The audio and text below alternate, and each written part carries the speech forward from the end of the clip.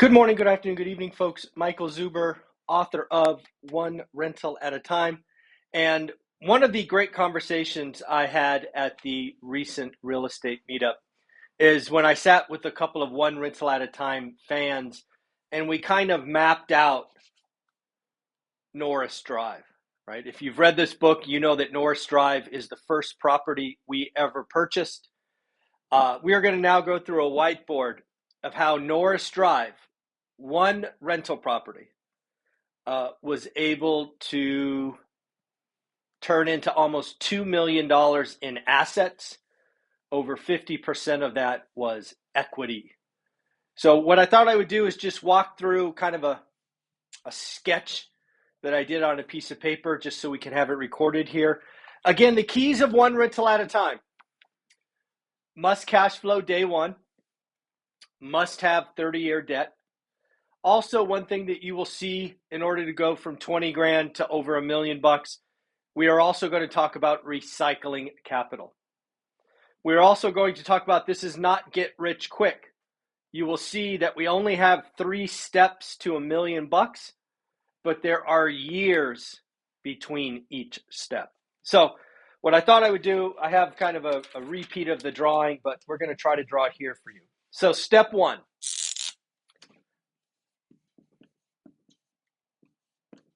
Buy rental. For me, this was Norris Drive. You can read all about it in the book. It was $107,000, 20% down payment, or $21,400. Step 1. Okay? So far, so good, right? We buy Norris Drive. Our first tenants don't work out so well. Our first tenants almost destroyed us. Again, the story is in the book. We did everything right, but still, bad things happen. It happened to us on our first rental, first month. It was terrible. But we got through it, and we kept going forward. So step 1, buy this. Right? 1. 2, this is after, 3 to 5 years. What we did is we did a cash out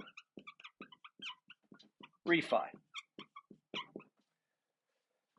The house that we bought for 100 grand, I think I wrote down here, was worth 160. We basically did that cash out refi and we got ourselves, what did we get? $40,000.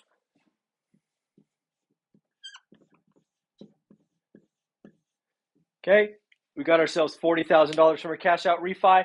Remember my story of Norris Drive. This was one of my first mistakes. This now went to negative cash flow.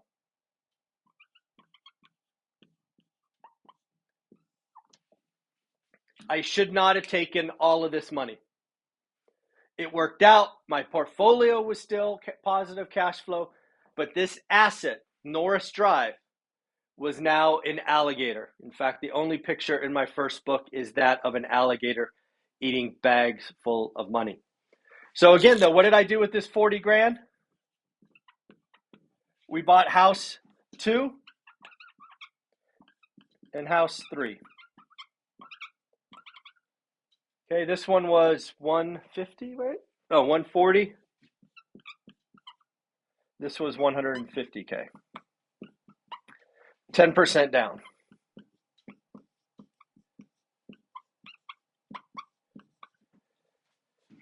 The only time we ever put 20% down as we were building was that first property. We did 10% down here. So we ended up with about $10,000 of cash in our account. So now we have 3 houses. One of them is negative cash flow. The other 2 are slightly positive, $100, $150, something like that. Nothing to write home about, but again, we're still into this. This is step 2. Now for us, step 3 was a 1031 exchange. This again, 3 to 5 years later. 3 to 5 years later, if you read our story, we got out at the top of the market. We sold all of our houses at the top because we couldn't buy the next one. So what we did is we said, hey, the market is too hot. It's unaffordable. Let's sell or 1031 exchange, and we will move the equity into apartments. So what we did here is Norris Drive became a 5-unit. House number 2 became a 10-unit. And house 3 became a 13-unit. So again, we're playing with this same 20 grand, right? We had 20 grand. We got 40 back, so we actually don't have any money in Norris Drive. We took 14 grand and 15 grand, so let's call it 30. Bought 2 new properties, kept about 10 in the bank. 3 to 5 years later, we sell all of these houses, right, at peak pricing, and 1031 exchange into these apartment units. At the time, this was 250K. This was 500K. And this was 700K.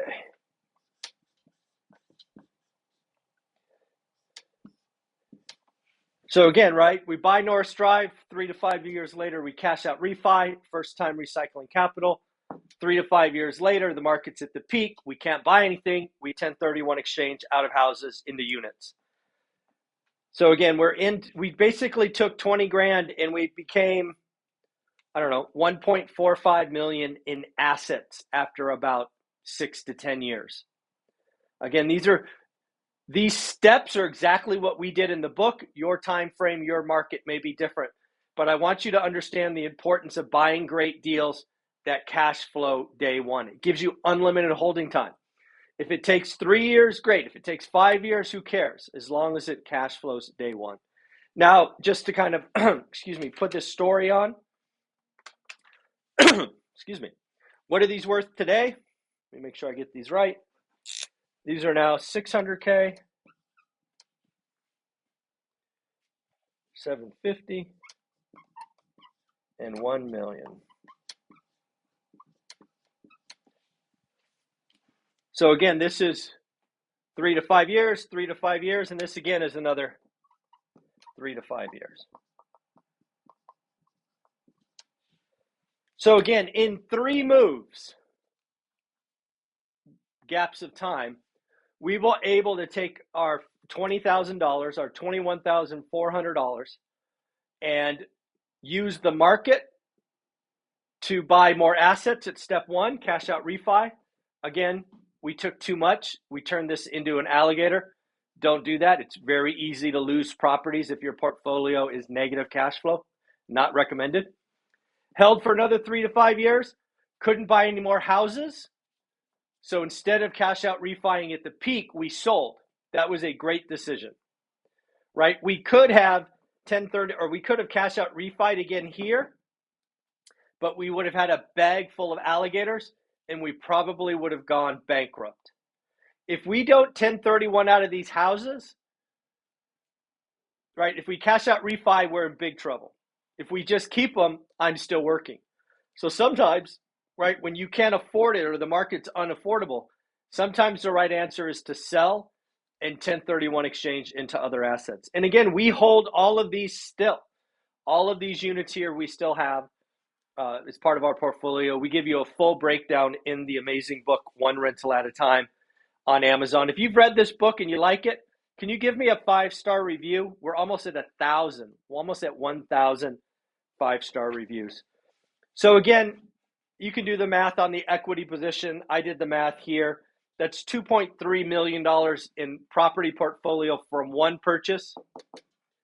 Seriously, 20 grand. That's all it was. This 20 grand turned into owning or controlling $2.35 million in real estate, over $1 million in equity. That is not including the cash flow. Cash flow on these are up big time. Rents have all doubled since we've owned these buildings. And again, as you know, I like fixed rate debt. Some of these buildings were ones that we worked with Velocity Mortgage to put 30-year debt on apartments, which is pretty cool. So again, folks, I just want you to understand, one rental at a time, the basics, buy box, learn average, only do great deals. Hold for the long term. If you want and your market is okay, you can do a cash out refi and buy more assets.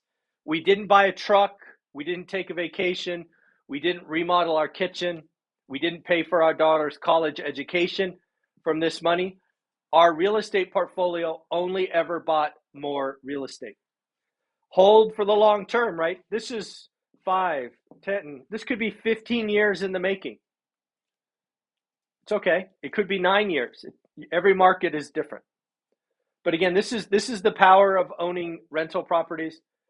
30-year fixed rate debt, cash flow day one, only do great deals. Hopefully that makes sense. We will do the daily financial news in a minute. We will do a live Q&A at 8 a.m. and then we will do a deep dive with PropStream just for my students at 9 a.m. So I hope you have an amazing day. Take care of yourself. We'll do the daily financial news in a few minutes. Bye.